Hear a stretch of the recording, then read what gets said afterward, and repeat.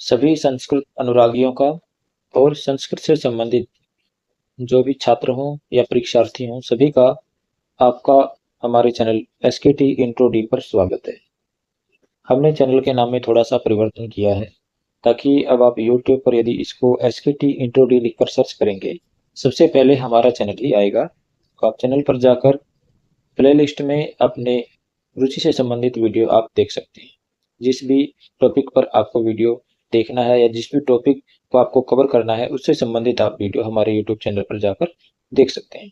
एक ज्योतिष विषय को छोड़कर बाकी सभी टॉपिक्स पर हमने वीडियो बनाकर डाले हुए हैं और अब हम सबको रीमॉडिफाई करने की कोशिश कर रहे हैं ताकि उनमें जो कुछ कमी थी वो दूर हो जाए। तो आप जिस भी परीक्षा की तैयारी कर रहे हैं, चाहे आप स्टेट की तैयारी कर रहे हैं या फिर कोई अन्य टेट हो या फिर आप नेट की तैयारी कर रहे हो या फिर आप दूसरा कोई एग्जाम टीचर की टीचिंग रिलेटेड कोई एग्जाम हो जैसे टीजीटी हो गया, पीजीटी हो गया या असिस्टेंट प्रोफेसर हो गया, इनसे भी अलग यदि आप संस्कृत से रिलेटेड कोई भी कोर्स कर रहे हो जैसे विशारद कर रहे हो, शास्त्री कर रहे हो, एमए कर रहे हो, आचार्य कर रहे हो, तो सभी में हमारे द्वारा जो ये कंटेंट उपलब्ध करवाया गया है वो सभी में हेल्पफुल रहेगा, बहुत लाभदायक रहेगा, आपकी नॉलेज भी बढ़ाने में सहायता करेगा और आपकी परीक्षाओं में भी अच्छा प्रदर्शन करने में सहायता करेगा। तो हमारे साथ जुड़ें और अपने फ्रेंड्स के साथ भी जो संस्कृत से संबंधित किसी भी प्रकार की तैयारी कर रहा है या वैसे भी जो संस्कृत से संबंधित नॉलेज प्राप्त करना चाहता है उसे भी हमारे साथ जुड़ने के लिए इनवाइट करें और चैनल को ज़्यादा से ज़्यादा शेयर करें। सभी को नमस्कार। आज जो हमारा टॉपिक है वो है लेवल 2 टीजीटी, एस्टेट टीजीटी।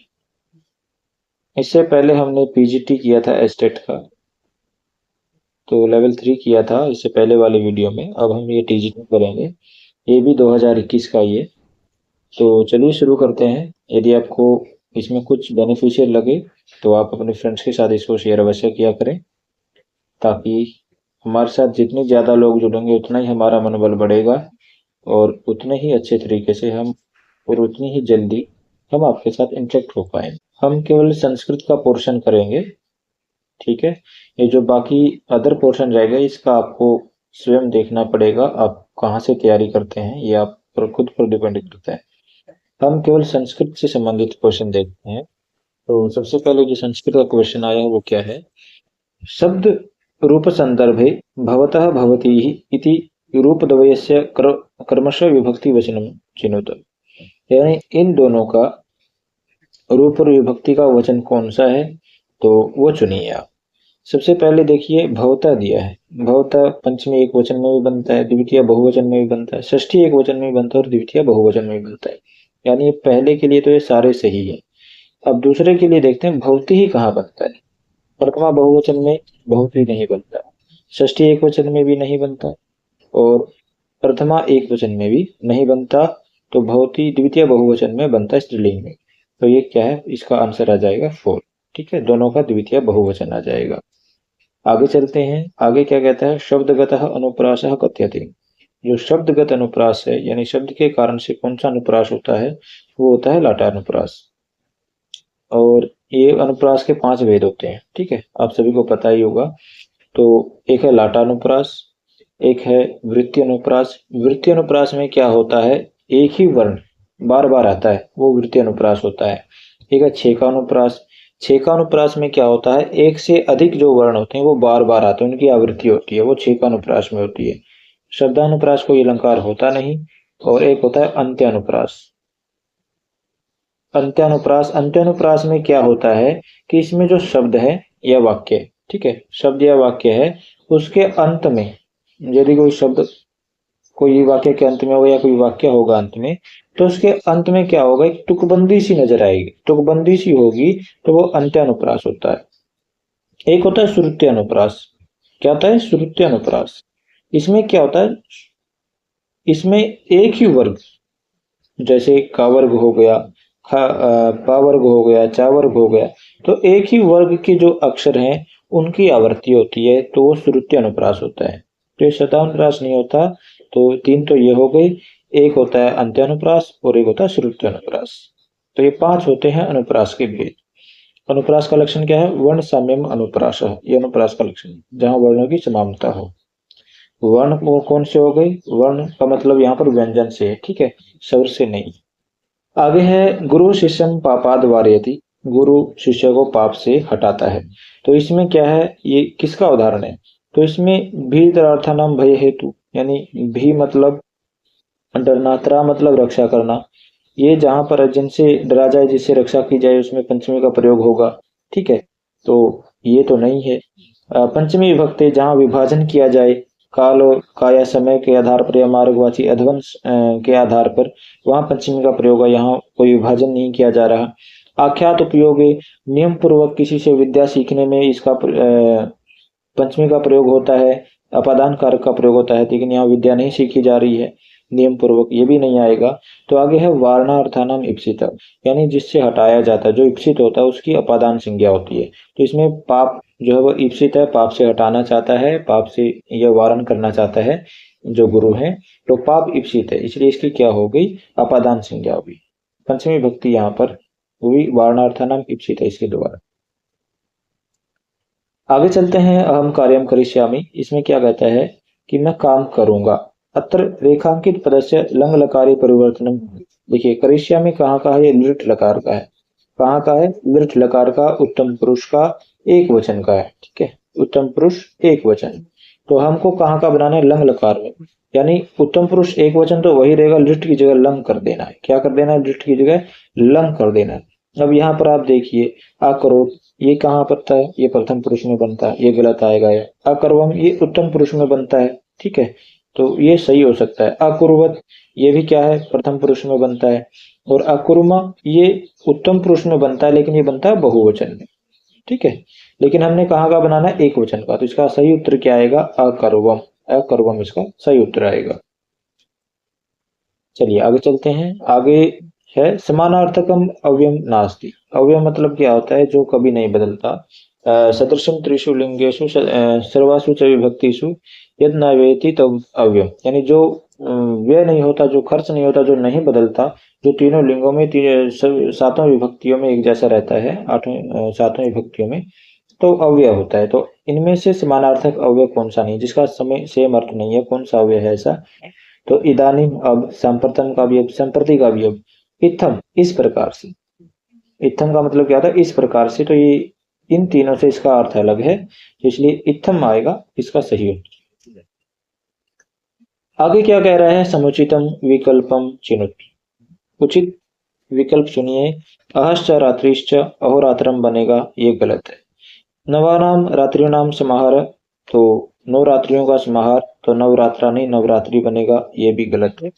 अतिक्रांतो रात्रि, ये अतिरात्र, ये ठीक बना है।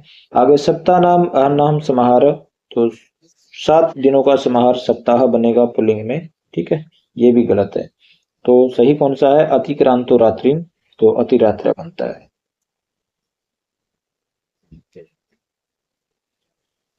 आगे क्या कहता है? उपमान उपमेयो यत्र अभेदो भवति, जहां उपमान और उपमेय का अभेद होता है, तो इस कौन सा अलंकार होता है? वहां पर कौन सा अलंकार होता है? रूपक अलंकार होता है। तद रूपकम अभेदो या उपमान उपमेय, ये इसकी परिभाषा है। यानी रूपक वहां होता है जहां उपमान उपमेय में अभेद रहता है। जैसे भव सागर, भव रूपी सागर, सुख सिंधु, सुख रूपी सिंधु, तो ये क्या है? ये रूपक के उदाहरण है। निदर्शना अभुन वस्तु संबंध उपमा परिकल्पका, यहाँ जहां पर वस्तु का संबंध उपमा के द्वारा कल्पित किया जाए वो निदर्शना होता है। उत्प्रेक्षा संभावना मत उत्प्रेक्षा प्रकृति समेनियत, जहां संभावना प्रकट की जाती है वहां उत्प्रेक्षा होता है। भ्रांतिमान अलंकार, इसका अभी मुझे लक्षण याद नहीं है, तो ये भी आप देख लेना। तो यहाँ किसका है? ये उपमान उपमेय यत्र अभेदो भवति, ये किसका है? रूपक का है, ठीक है। चलिए आगे चलते हैं। आगे क्या कह रहा है? बाह्य प्रयत्न कतिधा भवन्ति। देखिए प्रयत्न 2 प्रकार के होते हैं, एक आभ्यंतर होता है और एक होता है बाह्य। तो बाह्य प्रयत्न पूछ रखा है, तो बाह्य प्रयत्न कितने प्रकार के होते हैं? एकादशता, 11 प्रकार के होते हैं। कौन से? संवार, संवार, विवार, सुवास, नाद, घोष, अघोष, अल्पप्राण, महाप्राण, उदात, अनुदात, सवृत, ठीक है। तो ये 11 प्रकार के होते हैं, आप इनको देख लीजिएगा। चलिए आगे चलते हैं। अमुष्य पुस्तकम कुत्र अस्ति। इसकी पुस्तक कहाँ है? तो अस्य अत्र रेखांकित पदस्य समुचित अर्थ क्या है? तो इसका समुचित अर्थ क्या होगा? तो ये अमुष्य का मतलब इसकी होता है तो अस्य होगा, ठीक है। तस्य मतलब उसकी नहीं होगा, कस्य किसकी, यस्य मतलब जिसकी, तो ये नहीं होगा। अमुष्य मतलब इसकी, तो अस्य होगा इसका। चलिए आगे चलते हैं। अस्मत् शब्दस्य द्वितीया विभक्तेः वैकल्पिकम रूपाणि सन्ति। अस्मत् शब्द के जो द्वितीय विभक्ति है उसमें वैकल्पिक रूप कौन से बनते हैं? देखिए क्या बनता है, अहम आवाम वयम। तो माम आवाम असमान बनता है, माम आवाम और असमान बनता है द्वितीय विभक्ति में। तो यहाँ पर इसका वैकल्पिक रूप भी बनता है। क्या बनता है, माम का मा बनता है, आवाम का नौ बनता है, हम दोनों, और न का मतलब हम सब, ठीक है। मा नव न बनता है, तो ये होगा फोर्थ ऑप्शन सही है इसका। चलिए आगे चलते हैं। शुद्धम वाक्यम चिन्होत। सही वाक्य चुनना है, तो इसमें क्या क्या दिया है। सह त्वम अहम च संस्कृतेन व्याहरन्ति। वह तुम और मैं संस्कृत में व्यवहार करते हैं। तो यहाँ व्याहरंती आया है प्रथम पुरुष बहुवचन, ये गलत होगा। क्यों? क्योंकि इसमें अहम आया है और त्वम भी आया है। तो अहम त्वम के साथ हम प्रथम पुरुष नहीं लगा सकते, ये गलत है। आगे स अहम च संस्कृतेन व्यवहारता। वह और मैं संस्कृत से व्यवहार करते हैं, यहाँ भी अहम आया है, ठीक है। व्यवहारता ये भी प्रथम पुरुष का है, ये भी नहीं आएगा। सह त्वम अहम च संस्कृतेन व्याहरामः। वह तुम और मैं संस्कृत में व्यवहार करते हैं, तो मैं आया है। और मैं आज जहाँ पर आ जाता है वहाँ उत्तम पुरुष का ही होता है, लेकिन यहाँ तो एक अहम है। तो बाकी ये विहारा में आया है बहुवचन में। तो बहुवचन में आया मतलब इसका मतलब दो से ज्यादा यानी तीन है। तो तीन कौन से होंगे, तो हम भी हो गया, एक स भी हो गया। तो एक तो वह, एक तुम और एक मैं, हम तीनों जो है वो संस्कृत में व्यवहार कर रहे हैं। तो ये आएगा इसका तीसरा सही है। आगे सह त्वं च संस्कृतेन व्याहरथ। इसमें ये भी नहीं आएगा क्योंकि इसमें दो हो गए। यहाँ यदि व्याहर्था के पीछे विसर्ग लगा होता तब ये सही हो जाता, लेकिन व्याहर्था बनता है बहुवचन में, तो ये भी गलत है। तो इसका तीसरा ही आंसर आएगा, सह त्वम अहम च संस्कृतेन व्याहरा। चलिए आगे चलते हैं। आगे क्या कह रहा है, अविभावस्य उदाहरणम नास्ति। अविभाव समास का उदाहरण कौन सा नहीं है? सबसे पहले है उपगंगम, गंगाया समीपम, ठीक है। जिस समास में पहले अव्यय उपसर्ग लगा हो वो अविभाव समास होता है, ये आप ध्यान रखिएगा। तो इसका एक सूत्र भी आता है बड़ा सा, अव्यय विभक्ति समीप समृद्धि वैरिद्धि अर्थाभाव अत्या संप्रति। तो ये जो सूत्र आता है ये आप ध्यान में है तो आप सही कर देंगे। अगर नहीं है फिर भी आप ध्यान रखिए कि अविभाव समास में पहले अव्यय या उपसर्ग लगा होगा। जैसे इसमें उप उपसर्ग लगा है, क्या लगा है, उप उपसर्ग लगा है। सचक्रम, गंगा उपगंगम का मानेगा गंगाया समीपम। सचक्रम चक्रेण युगपद, युगपद किसका है, युगपद क्या है, अव्यय है, ठीक है। अति निद्रम, अति भी क्या है, उपसर्ग है। निद्रा संप्रति न युज्यते, तो ये भी उपसर्ग है, तो ये भी अविभाव का उदाहरण है। तो अनागतम, न प्लस आगतम, नए तत्पुरुष समास का उदाहरण है ये, तो ये अविभाव का उदाहरण नहीं है, जिसका उत्तर आएगा डी, अनागत। आगे चलते हैं। अब्रह्मण ब्रह्म भवति इत्यस्य एकम पदम भविष्यति। यानी जो ब्रह्म नहीं उसको ब्रह्म बनाता है या होता है, तो ये क्या है, इसका एक पद क्या होगा।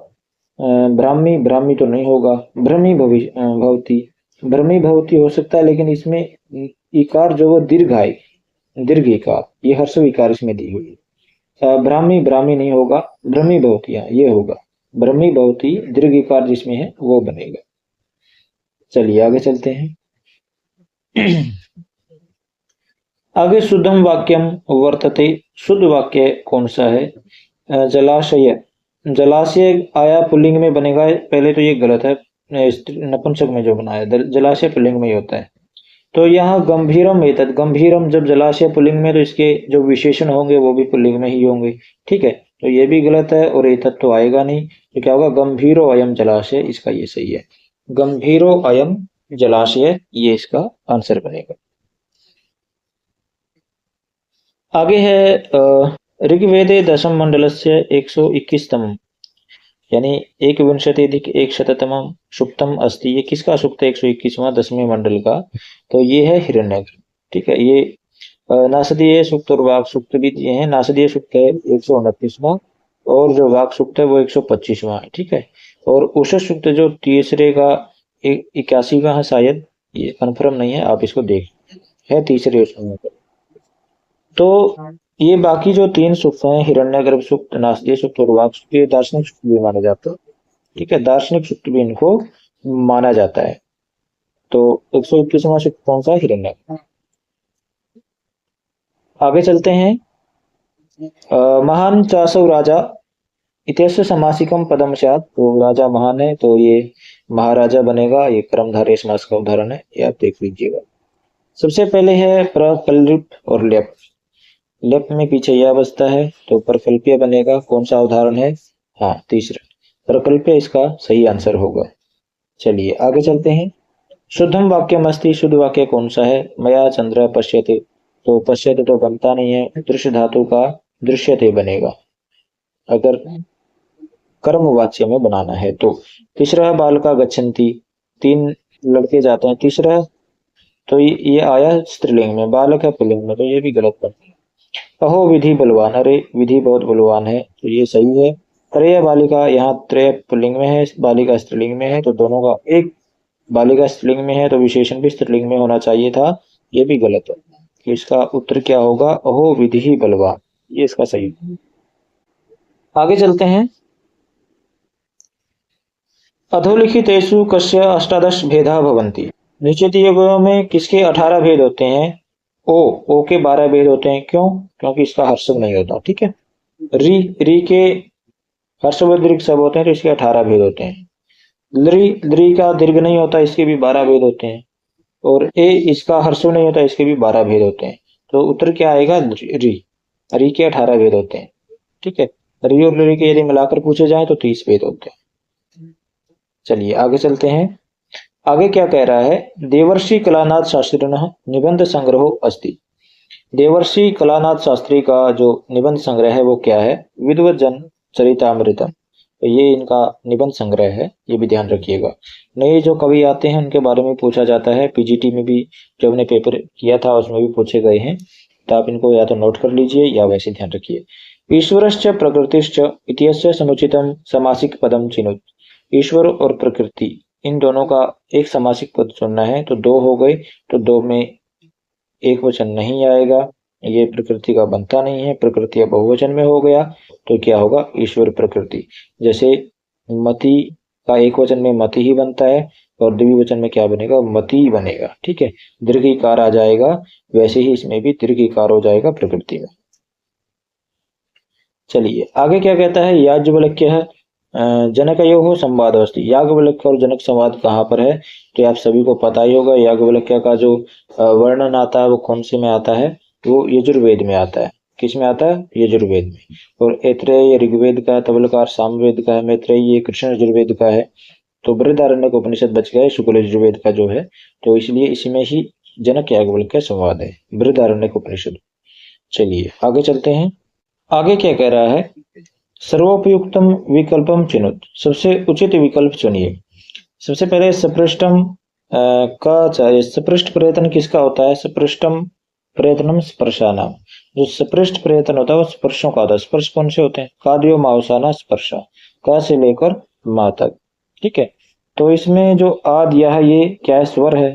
तो स्पर्श जो प्रयत्न स्पर्श जो वर्ण होते हैं उनमें स्वर नहीं आता, उसमें व्यंजन आते हैं केवल, तो ये गलत है। ठीक है, आगे ईसत स्पृष्टम, ईसत स्पृष्ट किसका होता है?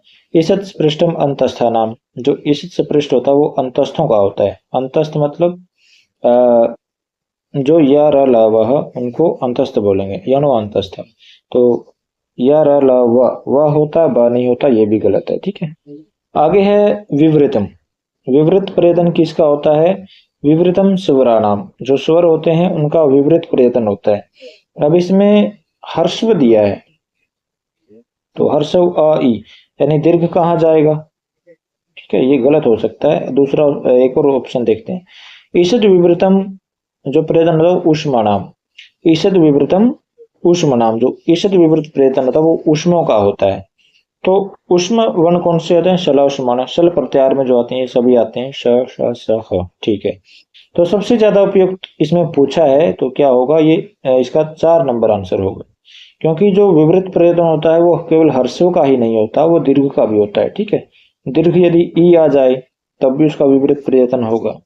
तो ये है, ये आंशिक रूप से सही है, लेकिन सबसे ज्यादा जो सही है वो है ईषद विवृतम वाला ऑप्शन नंबर 4, ये आप ध्यान रखिए। चलिए आगे चलते हैं। आगे पूछा है कह प्रातिपदिकार्थ। तो प्रातिपदिकार्थ कौन है, क्या है? तो इस प्रातिपदिकार्थ का लक्षण पूछा है।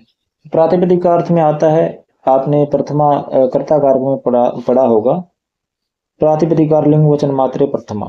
ठीक है, तो उसमें प्रातिपदिकार्थ आता है। प्रातिपदिकार्थ का मतलब नियत उपस्थिति का प्रातिपदिकार्थ है, ये आएगा, यानी जिसका अर्थ निश्चित हो, यानी जिसका अर्थ, जिसको सुनने से ही जिसका हमें लिंग का या अर्थ का पता चल जाए कि पुल्लिंग में रहेगा, स्त्रीलिंग में रहेगा, या नपुंसक लिंग में रहेगा, या कोई अव्यय रहेगा, तो वो नियत उपस्थिति का होता है, यानी उसको प्रातिपदिक बोलते हैं। जैसे हमने राम कहा, हमको पता है कि राम पुल्लिंग है। जैसे हमने राधा कहा, हमको पता है कि राधा स्त्रीलिंग में है, स्त्रीलिंग में ही रहेगा। ठीक है, हमने ज्ञानम कहा, ये हमें यही यही पता है कि ये हमेशा नपुंसक में रहता है। हमने उच्च ही कहा, उच्च ही, तो इसका भी हमें पता है कि ये अव्यय है, ये कभी नहीं बदलता। तो ये क्या, नियत उपस्थिति का, ये प्रातिपदिक है। ठीक है, चलिए आगे चलते हैं। आगे क्या कहता है, हनुमान अवधि मातर दुष्कर्म की महात्मना, यानी हनुमान जी जो है वो समुद्र को पार कर गए, तो महात्माओं के लिए क्या दुष्कर कार्य है? तो यहाँ पर वो दिया है, समर्थन किया है एक कथन का दूसरे कथन से। तो जहां समर्थन किया जाता है एक कथन का दूसरे कथन से, वहां अर्थांतर न्यास अलंकार होता है। सामान्य व विशेष व तदन्यन समर्थते स्वंत अर्थांतर न्यास धर्मेण इत्रेण व, ये इसका लक्षण है कि जहां पर सामान्य के द्वारा विशेष का समर्थन किया जाता है या विशेष का सामान्य से समर्थन किया जाता है, तो वहां पर अर्थांतर न्यास अलंकार होता है। तो यहाँ पर जो हनुमान अवधि मात्र दुष्कर्म की महात्मा विशेष का सामान्य से समर्थन किया है, तो इसमें क्या है, अर्थांतर न्यास अलंकार है। दृष्टांत वस्तु न प्रतिबिंबनम, वस्तु का प्रतिबिंब जहां पर होता है वो दृष्टांत अलंकार होता है। निदर्शना अभुवन वस्तु संबंध उपमा परिकल्पक, ये जहां पर उपमा से कल्पना करके वस्तु का संबंध स्थापित किया जाए। और संदेह अलंकार, इसका अभिलक्षण याद नहीं है, आप इसको देख लेना क्या होता है। चलिए आगे चलते हैं। उपसर्ग रहितम पदमस्ति, उपसर्ग से रहित पद कौन सा है? तो उपसर्ग किस में लगा है वो आपको बताना है। आदर्श आपसर्ग लगा है, दृश्य धातु है। ठीक है, आपसर्ग दृश्य धातु। आ जानो, आपसर्ग एक जानो शब्द है। ठीक है, आरण्यक, आरण्यक में कोई उपसर्ग नहीं लगा है। आज्ञा आपसर्ग ज्ञा धातु। ठीक है, तो इसमें अरण्यक में नहीं है। अरण्य भवम इति अरण्यकम, जो अरण्य में होता है, अरण्य होता है जंगल। ठीक है, तो इसमें अण प्रत्यय होता है, तो आरण्यक बनता है। अरण्य भौमिति आरण्यकम, नवल प्रत्यय होता है, नवल प्रत्यय, नवल को अगर होता है आरण्यक बन जाता है। आदि एच की वृद्धि हो जाती है तो आ का आ हो जाता है। ठीक है, चलिए आगे चलते हैं।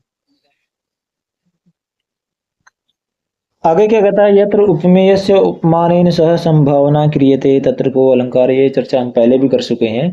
जहां उपमेय का उपमान के साथ संभावना की जाती है वहां कौन सा अलंकार होता है? संभावनम अथ उत्प्रेक्षा प्रकृत से समेन यत्, इसमें क्या है, उत्प्रेक्षा अलंकार होगा। निदर्शन अलंकार हम देख चुके हैं, दृष्टांत का भी हमने बता दिया। वस्तु न प्रतिबिंबन होता, वस्तु का प्रतिबिंब होता है जहां पर, उदाहरण हम कह सकते हैं। भ्रांति में अलंकार हम पहले भी कह चुके हैं, आप इसको देख लीजिए।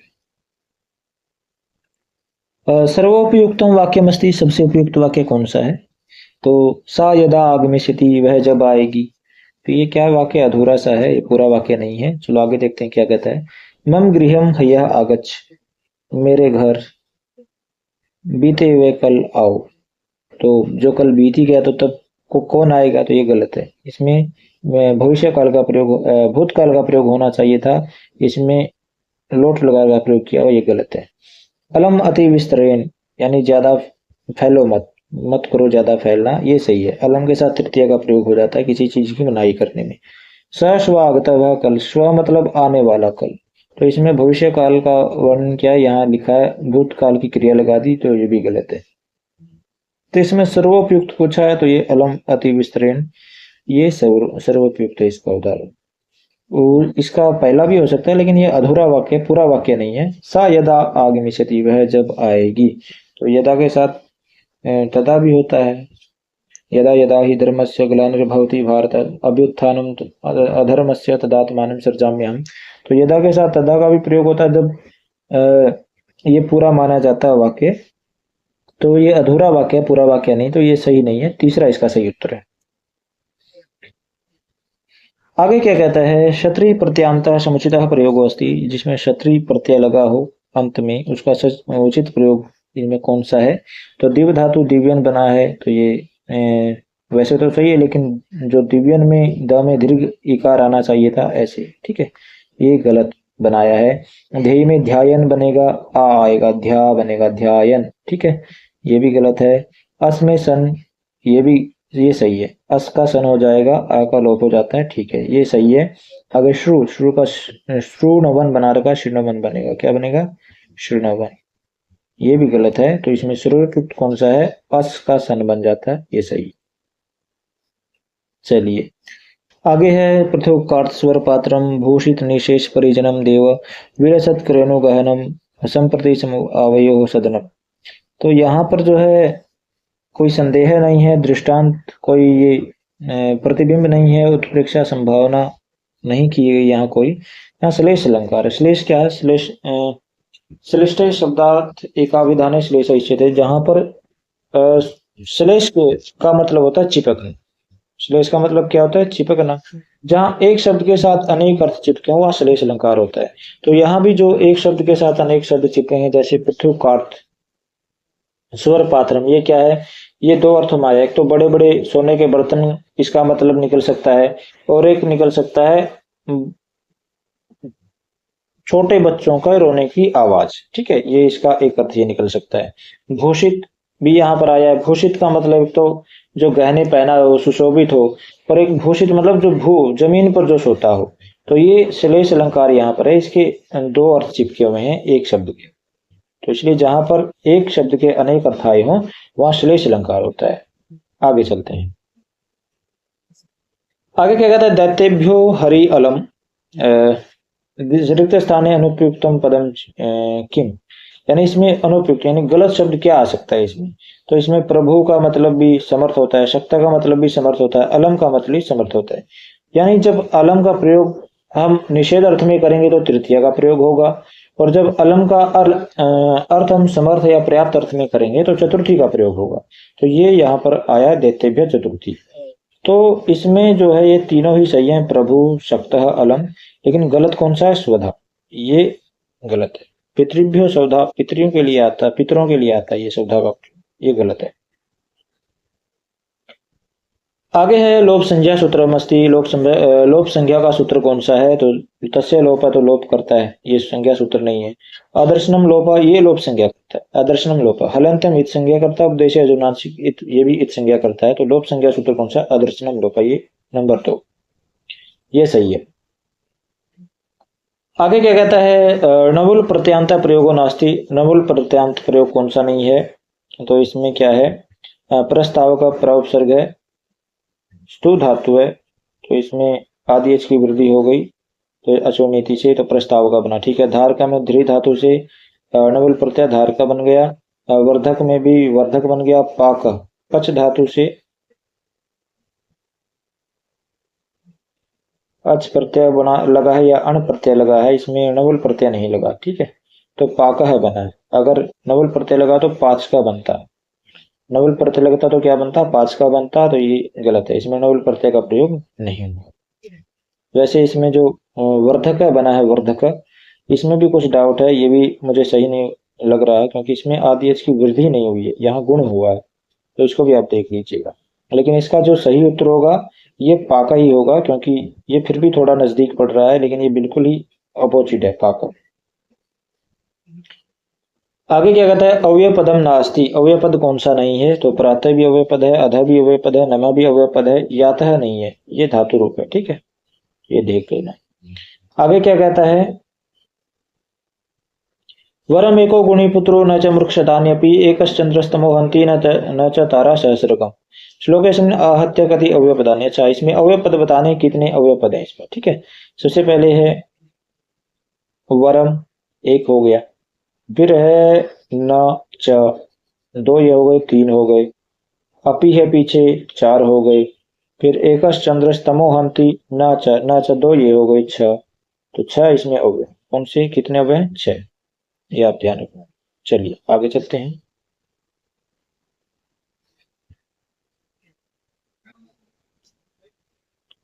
आगे क्या कहता है? आधारोधिकरणम, यानी जो आधार होता है उसकी अधिकरण संज्ञा होती है।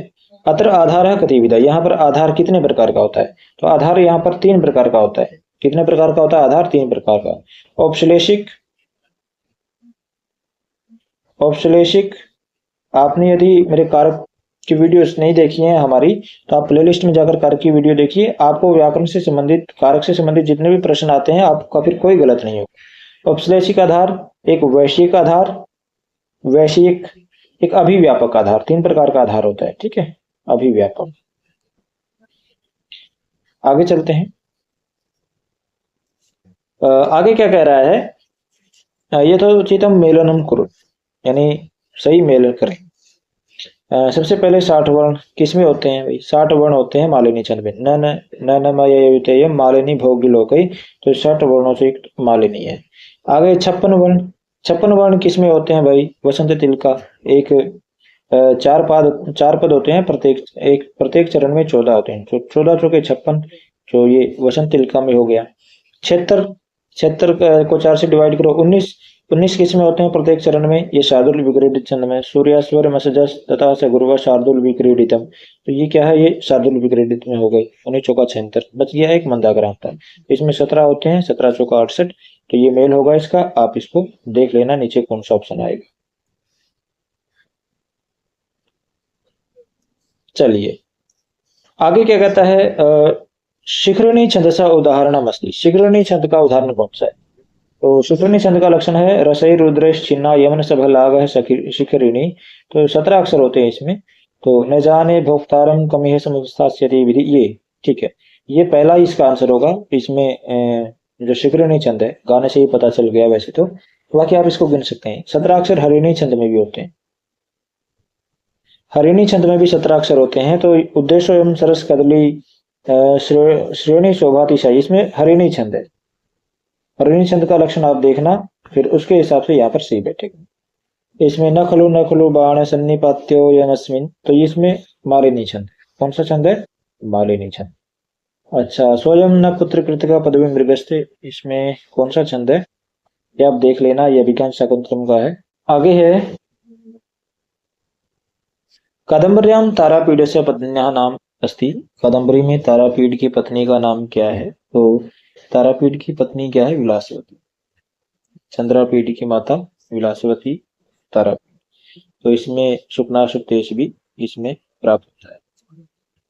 अच्छा, महाश्वेता किसकी प्रेमिका थी? या आप इसमें कमेंट बॉक्स में लिखकर बताना।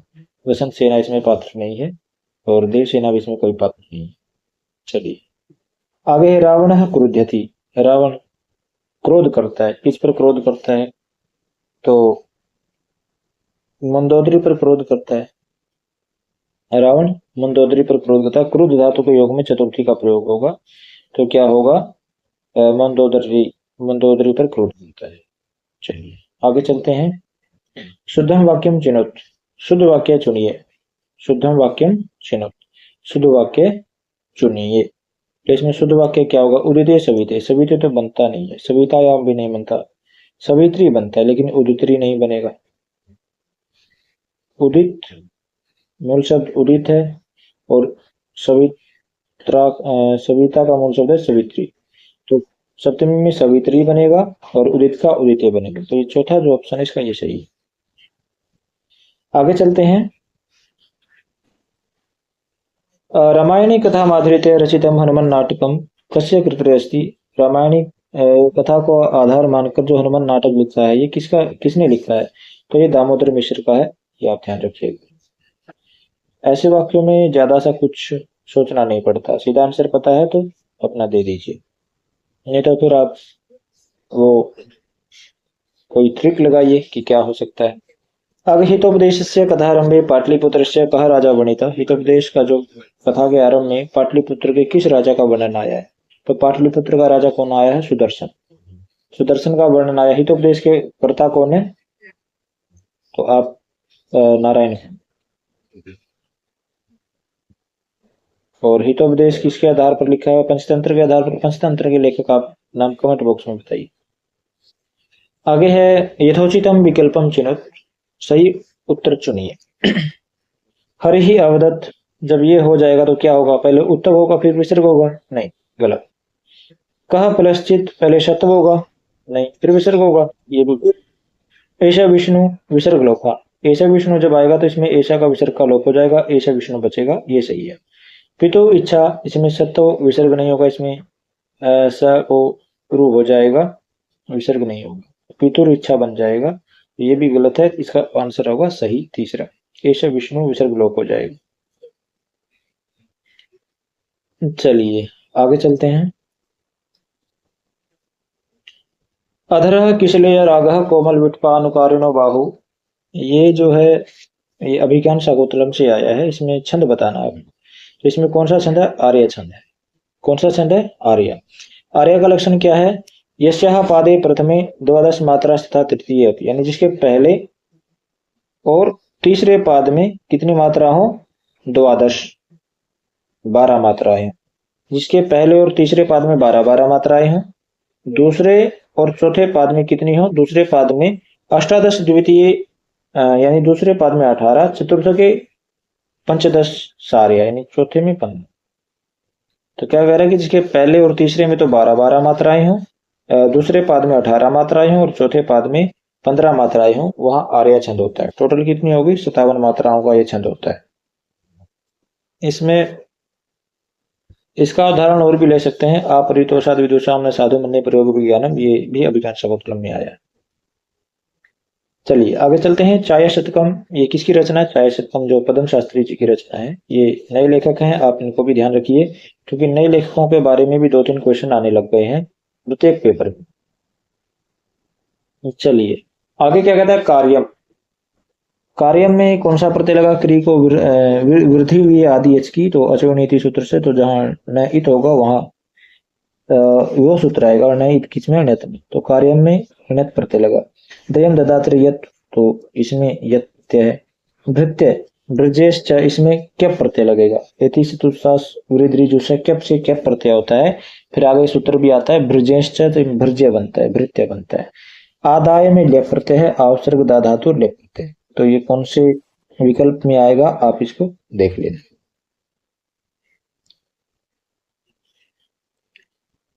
आगे है शुद्धम सूत्रम अस्ति। शुद्ध सूत्र कौन सा है? अदेन गुणः, गुणा नहीं है, गुण होगा, ठीक है। आ की मात्रा नहीं आएगी, ये गलत है। वृद्धिरैची नहीं होता। वृद्धिरादेश तो बनता है, लेकिन वृद्धिरैची में आई की मात्रा नहीं होती, एक ही अकेली मात्रा होती है, वृद्धिरेची बनेगा। एंगी पदांतादति, एंगी नहीं होता, एंगा होता है, एंगा पदांतादति, ये भी गलत है। एंगी पररूपम, ये सही है, ठीक है। एंगी पररूपम, ये सही है। आगे क्या कहता है? सुमेलनम कृत, यानी सुमेल करें। सबसे पहले अनुस्वार से यही परसवर्ण, अनुस्वार का क्या हो जाए? जब यही प्रत्याहार परे हो तो उसका परसवर्णादेश हो जाए। तो इसका क्या हो सकता है? इनमें से अंक, पहले का दूसरे के साथ अम प्लस कहा बनेगा, तो यह अनुस्वार है। पीछे यही प्रत्याहार आ गया, इसका क्या? परसवर्ण, यानी इस विसर्ग का परसवर्ण क्या का स्वर्ण आदेश होगा। का क्या होगा? 5वां वर्ण, तो का 5वां वर्ण गा होता है, तो अंक का बना, ठीक है। इसका ये हो गया। और यरो अनुनासिक है, अनुनासिक वा, यानी यर प्रत्याहार को अनुनासिक परे होने पर अनुनासिक विकल्प से हो जाए। तो इसमें भी क्या है? यर प्रत्याहार में यर का दिक प्लस नाग, ये पीछे अनुनासिक है, ठीक है। तो अनुनासिक हो जाता है क का भी, तो इसका भी क का गा हो जाएगा, दूसरा का 4 आएगा, ठीक है। ये भी हो गया। खरीच, खरीच क्या करता है? चर्तव संधि करता है। खरीच, खरीच क्या कहता है कि भाई जब झल प्रत्याहार के बाद जब झल प्रत्याहार के बाद कोई चर प्रत्याहार आए तो उनको क्या, खर प्रत्याहार आए, चर नहीं खर प्रत्याहार। झल प्रत्याहार के बाद जब कोई खर प्रत्याहार आए तो उसका क्या हो जाता है, चर बन जाता है, चर प्रत्याहार हो जाता है। इसका उदाहरण क्या है, दिक्पाल, खरीचा का दिक्पाल, जैसे दिग प्लस पाल, ये है। तो इसमें जो ग है वो क्या है, वो झल प्रत्याहार में आता है, और प किस में आएगा, ये खर प्रत्याहार में आता है, इसलिए क्या हो गया, इसको गा को चर हो गया। गा का पहला वर्ण क्या है, क, तो दिक्पाल हो गया, दिक्पाल। चलिए आगे निश्चव्य प्रशान, ये क्या कहता है भाई, निश्चव्य प्रशान कहता है कि जो किसी पद के लास्ट में ना आए, ठीक है, किसी पद के लास्ट में ना आए और आगे क्या हो, छव प्रत्याहार हो, नश्चव्य, आगे छव प्रत्याहार आए तो ना की जगह क्या हो जाता है, न के बाद यदि छव प्रत्याहार आए तो इसको रुत्तव हो जाता है, रुत्तव आदेश हो जाता है, ये कहता है। तो इसका उदाहरण हम क्या लें, कस्मिश्चित, ठीक है, कस्मिन प्लस चित, कस्मिन प्लस चित। तो इसका मेल कैसे होगा फिर, तो अनुस्वार से यही पर सवर्ण का मेल होगा अंका से, येरो अनुनासिक अनुनासिक का मेल होगा दिंगनाग से, खरीचा का मेल होगा दिक्पाल से, और नश्चव्य प्रशान का मेल होगा कस्मिश्चित से। ठीक है, चलिए आगे चलते हैं। किस विकल्प में ये हो रहा है आप देख लीजिएगा। आगे क्या कह रहा है, सर्ग संख्या अनुसारम सुमेलितम कुरुत, यानी सर्ग संख्या के अनुसार उनको मेल करना है। सबसे पहले इसमें ओड संख्या है 19, तो रघुवंश है 19 सर्ग वाला, ठीक है। यदि आपको सर्ग का पता नहीं है तो आप ऐसे कर सकते हैं, एक दो को पता हो उसके साथ मेल करके आप ऑप्शन से ढूंढ कर उसको टिक कर सकते हैं। तो सबसे ज्यादा सर्ग किसमें, नैषध चरित में, इसमें 22 सर्ग है, ठीक है। फिर उसके बाद कौन सा आता है, शिशुपाल वध आता है, इसमें 20 सर्ग है। फिर उसके बाद आता है किरातार्जुनी, इनको बृहद त्रयी में इनकी गणना होती है, किरातार्जुनियम, शिशुपाल वध और नैषध चरित। नैषध चरित श्रीहर्ष का है, शिशुपाल वध माघ का और किरातार्जुनियम भारवी का है। चलिए आगे चलते हैं। नकारांत पुल्लिंग शब्दों नास्ति, नकारांत पुल्लिंग शब्द कौन सा नहीं है, तो दंडिन, दंडिन का दंडिना बना है, ठीक है। मानिभ्य मानिन का मानिभ्य बना, ये भी ठीक है। यति नाम ये गलत है, शिल्पीनम ये भी ठीक है। यति नाम में जो है वो मूल शब्द क्या है, यति है, ठीक है, यति। ये नकारांत नहीं है, इसमें अंत में ना नहीं है, तो इसलिए यति नाम बना। अगर ये नकारांत होता तो इसमें यति नाम ऐसे आता है, ठीक है। इसमें हर्ष विकार होता तो ये नकारांत पद होता, तब यतिन का यति नाम बनता है, यतिन। चलिए आगे चलते हैं। वर्तनी दृष्टिया शुद्धम अस्ति, वर्तनी की दृष्टि से शुद्ध कौन सा है, आगत्य, इसमें डबलता नहीं होगा, ये गलत है। जित्वा, इसमें भी डबलता नहीं होगा। छित्वा, इसमें डबलता होगा, ये ठीक है। त्यक्तवा का गायब कर दिया, ये भी गलत। तो छित्वा में छिन्न धातु है, कत्वा प्रत्यय लगा है, तो छिद कह लो या छिन्न कह लो, छिद धातु है, कत्वा प्रत्यय लगा है, तो छित्वा बनता है, डबलता आता है, ये सही है। आगे है पंचतंत्र से अंतिमम तंत्रम वर्तते, पंचतंत्र का अंतिम तंत्र क्या है, पंचतंत्र किसने लिखा है, ये आपको कमेंट में बताना है। इसमें 5 तंत्र हैं, तो 5 तंत्र कौन से हैं, सुहृद वेद और मित्र संप्राप्ति, फिर है काकोलुपियम, लब्ध प्रणाश, अपरीक्षित कार, सबसे लास्ट में क्या आता है, अपरीक्षित कारक आता है, ये सबसे अंतिम तंत्र। आगे क्या कह रहा है, त्रिमुनि यतियुता यानी त्रिमुनि यतियुता से इससे युक्त कौन सा छंद, जिसमें त्रिमुनि का प्रयोग होता है। त्रिमुनि यति होती है जिसमें, वो कौन सा छंद होता है, वो सर्गधरा छंद होता है। त्रिमुनि यति क्या होता है कि मुनि मतलब 7 मुनि माने गए सप्तऋषि के नाम से, त्रि मतलब 3 बार 7 आता है, 3 बार 7 का प्रयोग होता है। यति होता है विराम, तो इसमें 3 बार 7-7 मात्राओं पर या 7-7 वर्णों पर विराम होता है, इसलिए इसको त्रिमुनि यतियुता युक्त जो है वो छंद ये कहलाता है। इसमें जो प्रत्येक वर्ण में प्रत्येक इसके जो क्या कहते हैं, प्रत्येक चरण में 21 वर्ण होते हैं, ठीक है। चलिए, और इसका जो उदाहरण है वो अभिज्ञान शकुंतलम का मंगलाचरण, आप नंदी पाठ ले सकते हैं, या सृष्टि सृष्टिराद्या वहति, या हवि या होत्री, तो ये अभिज्ञान शकुंतलम का इसका उदाहरण आप ले सकते हैं। आगे है शिवराज विजय आहत्य कति निश्वासा सन्ति, शिवराज विजय में कुल मिलाकर कितने निश्वास हैं, तो कई जगह अध्यायों को निश्वास के रूप में बांटा जाता है, तो ये 12 इसमें अध्याय। शिवराज विजय जो है संस्कृत साहित्य का पहला उपन्यास है। उपन्यास इसको किसने लिखा है? शिवराज इसको अंबिका दत्त व्यास जी ने लिखा है, जिनको घटिका शतक भी उपाधि मिली हुई है। आगे है टाप प्रत्यय से समुचितः विकल्पो अस्ति। टाप प्रत्यय का सही विकल्प क्या है? पाची का बनेगा, नहीं गलत है ये। माम का, ये भी गलत है। सर्व का सर्वी का बनेगा, ये भी गलत है। शंक का समुपसर्ग पूर्वक का अनुपसर्ग लगा, सम में शंक बना और फिर टाप प्रत्यय लगा, शंका बना, ये सही है। तीसरा जो है इसका सही आंसर होगा। चलिए आगे चलते हैं। समुचितम युग्मम चुनो, सही युग्म चुनिए। तो समुचित युग्म कैसे बनेगा? आपको सूत्र याद होगा, यह माता राजभान सलवा, यह माता राज भान सलगा। ठीक है, चलिए अब इससे देखते हैं मिलाकर। सबसे पहले जगन, ज कहाँ पर आता है? जगन, ज भान, यानी इसमें पहले छोटा फिर गुरु फिर छोटा, यानी ISI, ये आप लगा सकते हैं, ये सही है। फिर भगन, भगन में भ न स, यानी पहले गुरु फिर लघु फिर लघु, ये गलत है। आगे है यगन, यह कहाँ गया? यह माता, यानी पहले लघु फिर गुरु फिर गुरु, ये भी गलत है। आगे मगन, मगन में तीनों गुरु होते हैं, S S S, तो ये भी गलत है, इसमें तीनों लघु लिख रखे हैं, तो सबसे पहला ही इसका आंसर सही हो। चलिए आगे चलते हैं।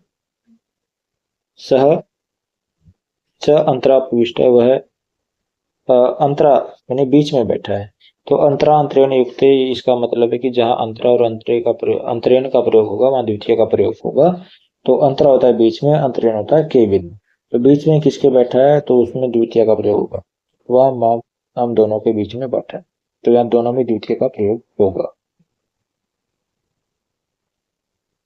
आगे है संधि दृष्टया संगतम विकल्पम अस्ति। संधि की दृष्टि से सही विकल्प कौन सा है? तव लकार, तव लकार, तव प्लस लिकार, ये इसकी संधि विच्छेद है, तो इसमें अल बनेगा तो गुण संधि होगी, यण संधि नहीं होगी, ये गलत है। ठीक है, चलिए वृक्षेस्मिन, वृक्ष प्लस अस्मिन, इसमें पररूप संधि दिखा रही थी, लेकिन इसमें पररूप संधि होगी हिंगा पदांतादति से। अच्छा, आगे उड्डीन, उत प्लस डीन, ठीक है, इसमें ता को डा हो जाता है स्टूनाष्टु से, तो स्तुत्व संधि स्तुत्व नहीं है। आगे तत्श्लोकेन, तत् प्लस श्लोकेन, तत् प्लस श्लोकेन, ये षष्ठोटी सूत्र लगेगा तो इसमें स को छ हो जाएगा, तत्श्लोकेन बन जाएगा, ये सही है, तो इसका डी आंसर हो जाएगा। आगे क्या कह रहा है? झस प्रत्याहारे वर्णः भवन्ति, झस प्रत्याहार में कौन से वर्ण होते हैं? तो झस प्रत्याहार में वर्ण देखने हैं आपको। सबसे पहले झस प्रत्याहार को क्या होता है? झ भ य, झ भ य, झ घट धस, घ ढ ध श, जब घट धस, ये 5 वर्ण होते हैं। तो झ ऊपर दे रखा है, इसमें 2 ध दे दिए, ये पहले वाला गलत है, डबल वर्ण की आवृत्ति नहीं होती।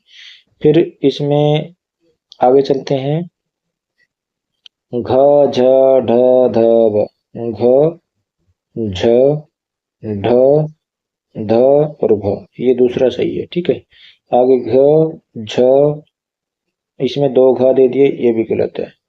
आगे कहता है घ भ, इसमें 2 भ दे दिए, ये भी गलत है, तो इसका दूसरा आंसर है। चलिए, तो ये था हमारा आज का पेपर। मुझे आशा है आपको ये अच्छा लगा होगा, हमारे एक्सप्लेनेशन का तरीका और पेपर का लेवल भी आपको ठीक ही लगा होगा। इजी ही है, ज़्यादा मुश्किल नहीं है। तो इसमें से यदि आपको कुछ इन्फॉर्मेटिव मिला हो तो अपने फ्रेंड्स के साथ भी इसको शेयर करें, जो तैयारी कर रहा हो संस्कृत से संबंधित किसी भी परीक्षा की। थैंक यू, धन्यवाद।